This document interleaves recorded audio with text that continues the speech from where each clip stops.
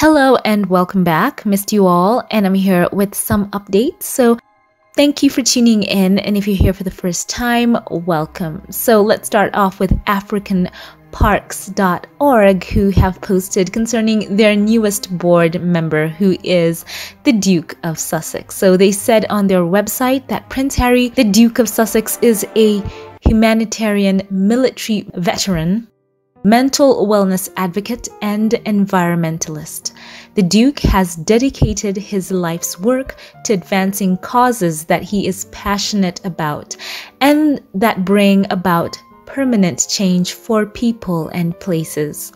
For over 2 decades, he has taken a deep personal interest in frontline conservation projects across Africa that work to protect the region's natural resources and wildlife for the benefit of local communities.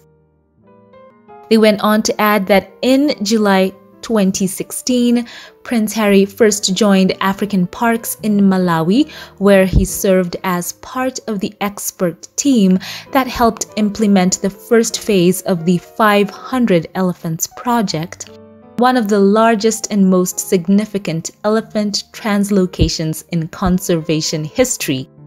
Over the years, Harry has remained closely involved in supporting the organization's mission of protecting Africa's national parks for its people and advancing wildlife conservation in Africa and around the world. Most recently, in August 2022, Prince Harry co-hosted a group of US officials, conservationists, and philanthropists as they toured protected nature preserves under African Parks management in Zambia, Mozambique, and Rwanda. And they added in 2023, after serving 6 years as president, he was elevated to an officially appointed member of the board of directors, the governing body of the organization. So woohoo for Prince Harry, and they go on to add that he resides in California with his wife Meghan and their 2 children, Prince Archie and Princess Lilibet.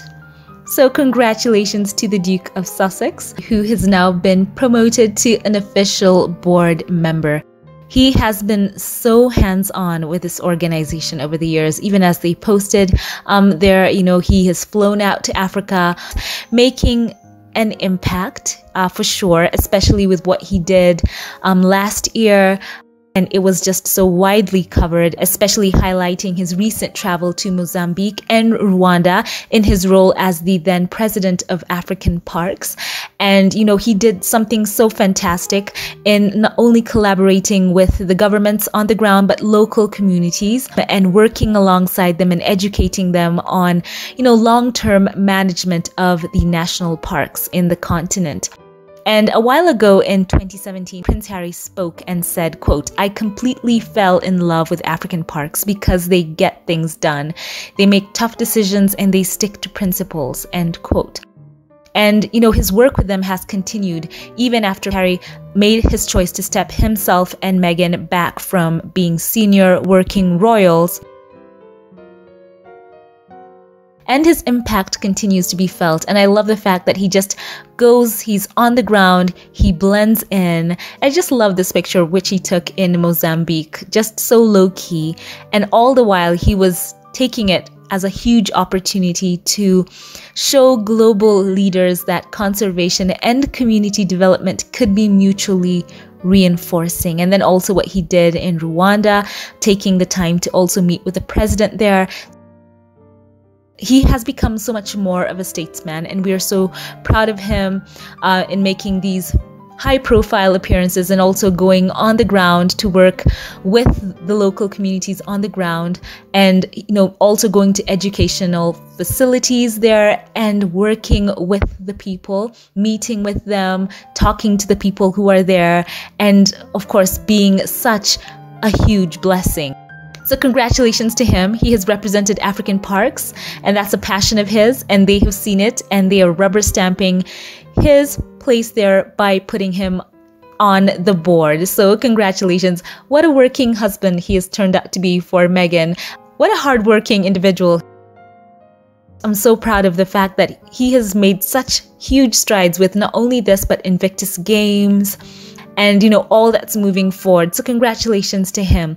And I will segue that story into an article that was posted about Prince Harry's Invictus Games.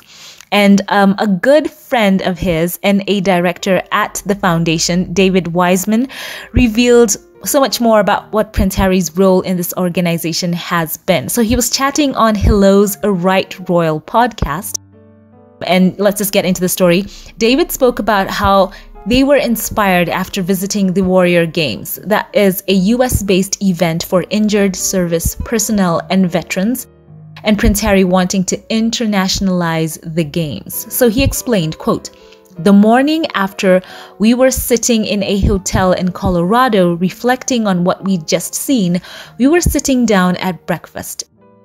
It wasn't a meeting or anything like that." And Harry said, quote, "Look, this is absolutely brilliant. What we've seen here is absolutely brilliant. What we need to do is internationalize this. We need to invite allies and nations from all over the world. We're going to put it in the Queen Elizabeth Olympic Park. It needs to be on the BBC. This is going to be massive. We'll have a closing concert. He could see it before anyone else could," end quote. So he also added, quote, "Anyone who sits back and is a bit disparaging from my personal experience, he has been the visionary from the very beginning and has been incredibly involved and incredibly proud of his involvement in it," end quote. So he also spoke about how his royal pal went, quote, "rogue," and he continued to say, quote, "We didn't realize the time frame that he made in mind. Bearing in mind that was May 2013, we went back to the Warrior Games that afternoon and he stood on stage at the podium, and I think it had been written in his speech, that vision to say, quote, 'Look, we'd like to do this.' I think he'd added his own note and said next year," end quote. And he went on to say, quote, "He went rogue. We were like, what? Next year?" end quote. For a long time, there were 3 or 4 of us at the Royal Foundation managing this project. September 2014, we were there, Queen Elizabeth Olympic Park. It might have been by the skin of our teeth, but we were there. For the Invictus Games launch in 2014, there were 9 nations involved, with Jill Biden attending as a US delegate, and the Foo Fighters performing at the closing concert. So a huge success all round," David added, quote, "It was massive, and we pulled that all together from May 2013 to September 2014, end quote. So he was effusive about Prince Harry, about how personable he is, saying, quote, "He fits in, he's a fun guy, and he fits in with that army environment. I only ever see him through that sense, but I've been on enough engagements with him, with civilians, and you can see he settles in with military or veteran companionship," end quote. So that was just a great segue into that story. It's amazing to have someone here basically backing up the fact that Invictus Games was Prince Harry's brainchild. It was his baby. And of course, a lot of you have said this on social media. It's wonderful to have this huge rebuttal, because as we saw the success of the Invictus Games 2023 in Germany, in Dusseldorf, we saw a lot of people saying that, oh no, actually this wasn't Prince Harry's idea. The detractors were trying to attribute the success, or basically the inception of this, to other people in the royal family, in the aides, the palace aides. But no, it was all Prince Harry's idea, and he is backing him up. And the fact that they pulled that off from that short time frame, the first time he thought of it, is massive, because we've seen the behind the scenes of what just goes on, the groundwork to make Invictus Games get off the ground. It just takes a lot, organizing the teams, organizing the venues, making sure there's publicity and all that. They pulled that off, and it was his idea. No wonder no one could, fight it away from him. And we saw a lot of people quite salty over the success of this year. People thought it would fall flat on his face since that he had stepped back from being a senior working royal. But no, the interest was just off the charts. People tuned in, and it's just fantastic to see. So that was a great segue into this. So all that to say, we are proud of what the Duke of Sussex is doing. He has had and worn many hats, even as he said in his documentary. He is a father, a husband. He's served in the military. He's a veteran. And, now he is an official board member of African Parks. And, he's done amazing with the veteran community around the world with Invictus Games, with more countries coming on and adding on. And by the way, I would just like to add this in here. When Prince Harry was the president of African Parks, it did not mean he was the president of all the African parks in Africa. I just had to set that record straight. I've seen a couple of people not knowing what African Parks is. And African Parks is a non-profit conservation organization. They just call themselves African Parks. They partner with governments and local communities. And together, they are responsible for the rehabilitation and long-term management of national parks. And they currently are in 22 national parks and protected areas in 12 countries. And the organization African Parks was founded in 2000. So just let's get that out of the way. So congratulations to the Duke of Sussex on that promotion to board member.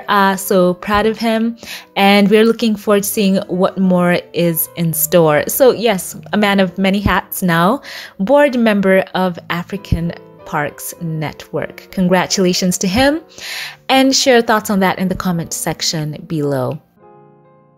So there's been so much news coming out of late. We want to just give a quick shout out here to BineTimes.com, who have, just had amazing investigative reporting on the royal family. And we've learned so much, and they're going to continue on giving more details on Prince Harry and Meghan and what went on behind the scenes as they chose to step back from being senior working royals. I cannot wait for more from BineTimes.com.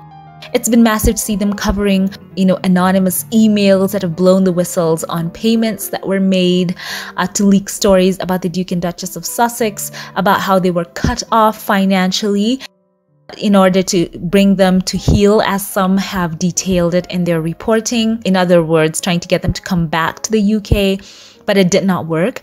And all of this, seeing Prince Harry being promoted here and seeing the success in his own personal endeavors, it's just been so fantastic. As well, to see also the people who've come alongside them to partner with them and to support them. So a lot has come out, and there's been so much chatter online, but remember, it is a 3-part investigative story that I'm so happy to say a lot of countries all over the world have been covering this, though some have said that in the UK, I think apart from ITV or maybe 1 or 2 others have covered this. It is so fascinating what is coming out, and it has been just so bolstering. It has lent so much credence to what Prince Harry and Meghan said as they stepped back in their interviews. There is so much more that they could have said. I think it shows tremendous restraint on the Sussexes' behalf on what they have actually shared. They could have spoken about so much more, but they say that truth can't be hidden for so long. There are some emails that Bine Times have seen, and it seems there has been some type of trail, breadcrumbs that they have picked up on. Cannot wait to know more. So once again, share all your thoughts on this in the comment section. I thank you all for watching, and as always, before we log off, a very special thank you to all who support this channel financially, to all of my Patreon, PayPal, and membership supporters. Allow me to say a very special thank you and shout out a couple of you here by name. A very, very special thank you to you, Georgia Walker. It is such a blessing to have your support here on YouTube. Thank you for your kindness and how giving you've been. Thank you. Thank you to Sylvia Ward as well. I appreciate you for your support, and your giving is so moving. God bless you. I appreciate you. Thank you to Martha Jones. Martha, thank you for your support and every way you choose to engage on this channel. I truly appreciate your generosity. And now a very special thank you to those who gave through PayPal. A very special thank you to Angel Watt, who always gives, who is so faithful in your giving. You are so kind and generous and sweet and supportive. I don't take that for granted at all. Thank you so very much. Thank you as well to those who gave through Super Thanks. Thank you to you. Alma Andrews, thank you for your tremendous support for this channel. You are also one of the channel supporters here. I truly appreciate you. Thank you so very much. I love you. May God bless you exceedingly abundantly above all you could ever ask or think. Thank you. Once again, thank you to all who support this channel, and share your comments on all this news below. Thank you all for watching. I truly do appreciate you. For those who like, comment, and share, thank you. And if you liked this one, don't forget to click that thumbs up button and share and subscribe. Have a great day wherever you are, and I will catch you in the next one. Have a blessed one.